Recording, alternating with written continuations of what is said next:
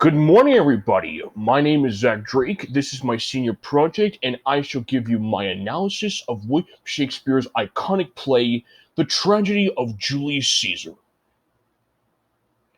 First of all, I want to thank you all for viewing, my family and teachers for giving me resources, and my friends who might be viewing this. So, my essential question for this project is why is Shakespeare's play Julius Caesar still relevant today? I mean, after all, it is a play written over 400 years ago in London about a man who died more than 2,000 years ago in Rome. What inspired me to do this? Well, that's an interesting question. First of all, I am a huge Shakespeare fan. It all started when I was a freshman in high school. We read Shakespeare's tragedy Romeo and Juliet, and afterwards, I started reading more and more Shakespeare's works as I got more resources. Also, I started seeing Shakespeare being taught around school. I also saw a copy of Julius Caesar in my senior English teacher's classroom, and it made me begin to wonder.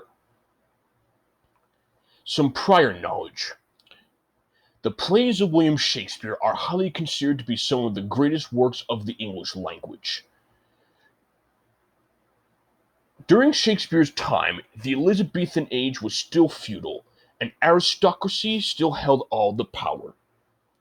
The business of kings and courtiers were of tremendous interest to the common people, and the murderous politics of rulers and conspirators held great appeal amongst the masses. Shakespeare actually took huge advantage of this and wrote many history plays, including, I might add, several Roman history plays, which chronicle historical events, legendary characters, plots and conspiracies, and general mayhem and bloodshed. Shakespeare used this as a form of entertainment, which included, of course, his play Julius Caesar, first performed at the Globe Theatre on the 21st September 1599. As it is still performed today, one must wonder about the play's relevance. Now, for a brief disclaimer, I want to add this in because it makes the analysis that important. That disclaimer being that, despite its name, the play is not about Julius Caesar. It's actually about a man named Marcus Brutus who has to decide whether he should join a conspiracy to assassinate Caesar. The table of contents. These shall be the things that I cover in my project. These will include dramatic plot, character portrayals, themes, and quotes. The first of these categories is the dramatic plot, which I will include with several scenes from the play. The first scene being the assassination of Julius Caesar, which occurs in the first scene of Act 3. Now we get some foreshadowing before the scene actually happens. A soothsayer tries to warn Caesar that danger awaits him on March 15th, with his now famous line, "Beware the Ides of March." Of course, the soothsayer was indeed right to warn Caesar about these events, as at a Senate meeting held shortly before Caesar was to depart in another war, the conspirators, which were Roman senators, bend on their knees and plead with Caesar for favors, but he refuses. They then show their true intentions and reveal their daggers, and they stab Caesar, killing him. Modern example I could think of was on the 22nd of November 1963, with the assassination of President John F. Kennedy, as it creates doubt as the assassin was not seen, and there are new theories on what actually happened. And I too have my own theories. The significance of all this is that the scene in the play piques interest due to the interest of the murder of a famous leader. The next scene, right afterwards, is Julius Caesar's funeral. The head conspirator, Brutus, gives a speech saying that he loved Caesar, but that Caesar was ambitious, meaning he wanted to be a monarch, and so Brutus killed him because he loved Rome more. The public likes this speech. Then Mark Antony speaks. He says he won't criticize the conspirators, but he reminds them of all that Caesar had done for them. He reminds them of how Caesar was offered a crown and then he refused it. He then shows them Caesar's broken toga, which shows all the dagger wounds, and now he trusted Brutus and all those who had turned on him. He then reads them Caesar's will, in which Caesar left a big amount of property and money to the people of Rome. The crowd goes wild and they break into a riot, chasing the conspirators out of town. The modern example I could think of was on the 4th of April 1968, with the assassination of Martin Luther King Jr. The death was announced by Senator Robert Kennedy, and he reminded the people of how King advocated for civil rights. And as a result, riots occurred all over the nation. The final scene I'm going to talk about is the very last scene, the death of Brutus. Now, in between the two scenes, two people taking charge of Rome, Mark Antony and Caesar's nephew Octavius, lead a civil war against Cassius and Brutus. As the war comes to an end, Brutus and Cassius lose. Before Brutus can be captured and out of the guilt for Caesar's murder, he runs onto a sword while one of his servants holds it. When Antony sees the body, he says that Brutus was the noblest Roman of all. The most modern example I could think of was near the end of World War II, when the German dictator Adolf Hitler took his own life to avoid the consequences for his own actions. Why are all these scenes brought up, you might ask? Well, recent studies show that people like drama as a form of entertainment because they feel similarly in one way or another. Now, the next thing I'm going to talk about is the character portrayals, which will include several characters from the play. The first character I'm going to talk about is, of course, the title character, Julius Caesar. Now, of course, whenever we see Caesar, he seems very arrogant. He gives orders to those around him, and he speaks in the third person as if he's invincible. On the other hand, he also seems vulnerable and easily trusts those around him. He is also seen as power-hungry and ambitious. And it's also believed that those people at the time do not always have the best intentions. As a result, Caesar ignores warnings and it leads to his fate. The most modern example I could think of for this was recently with the impeachment hearings. It's very simple. President Donald Trump was on trial for impeachment recently. He was convicted in the House of Representatives and acquitted in the Senate. This was due to which members of which party were in each house. It seems ambitious in two ways. On one hand, the increase in executive power over the last few decades would make the president seem very ambitious. On the other hand, it would seem that the Democratic Party, the opposing party to the president, might have started this trial in order to get rid of the president and for their own hidden agendas. Now, the next character I'm going to talk about, and perhaps the most recent one and complex, is the title character. No, the central character, Marcus Brutus. Now, Brutus is a very complex character. He loves Caesar, but he also believes in the good of the Republic. He doesn't want Caesar to gain too much power in the Senate, and he believes the Republic is a perfect form of government. He's also very idealistic, but it causes him to make poor judgments.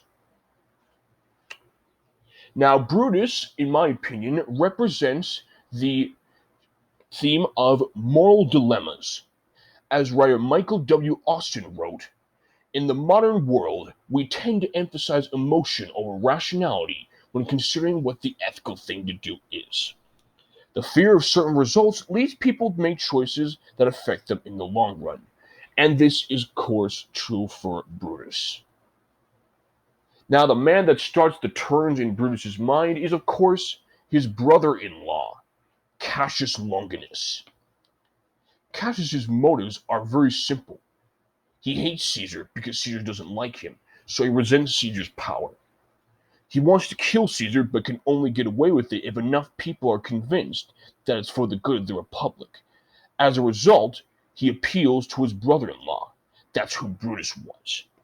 The rash actions that he takes are out of self-interest and they lead to disastrous results.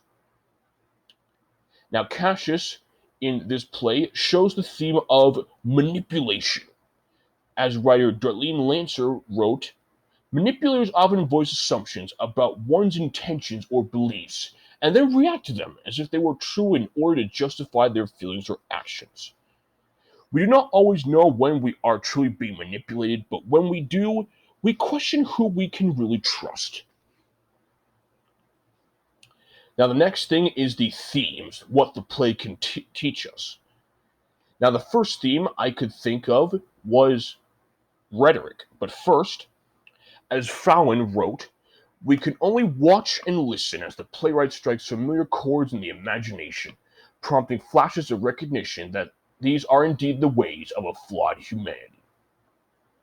Now, as I said, the first thing I'm going to talk about is rhetoric.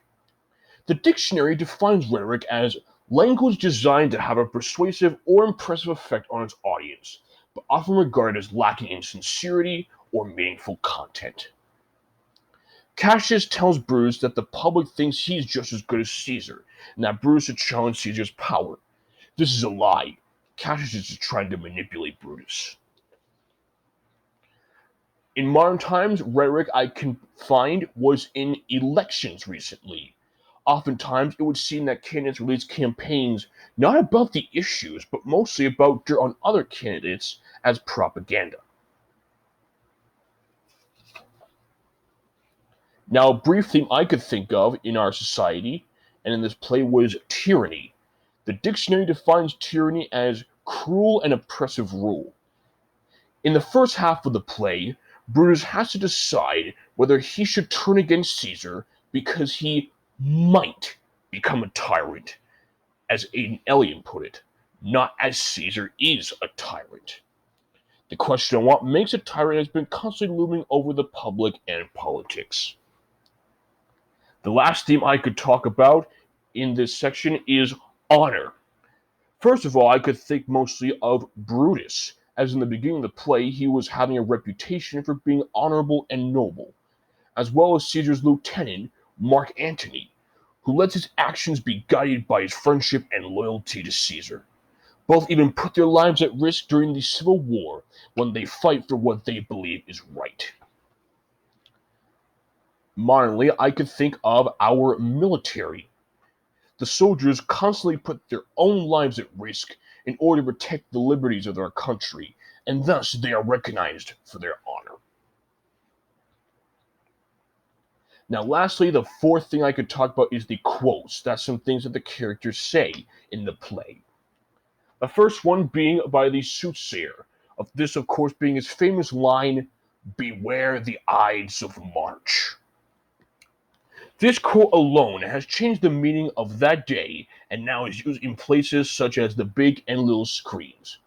For example, in the year 2011 with the movie called The Ides of March, starring George Clooney, Michael Mantel, and Ryan Gosling.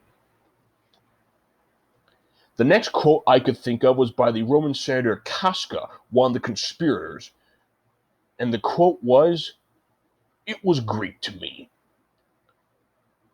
This brings up the theme of Greek language, as Casca said it, as it was difficult to understand due to its complexity.